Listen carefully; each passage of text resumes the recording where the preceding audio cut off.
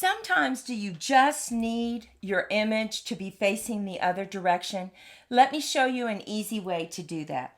Take your stamp pad, ink up your stamp. Now bring in a silicone mat. Go ahead and just press down. Now, once again, this is a silicone mat, so it will grab it, but you need to be careful that you don't move your image around. Lift up, and you can see you have a really good image.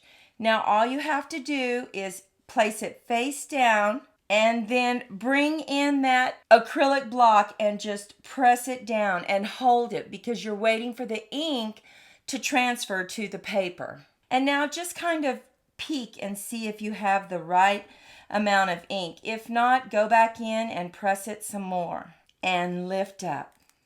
And now you have your image facing the other way.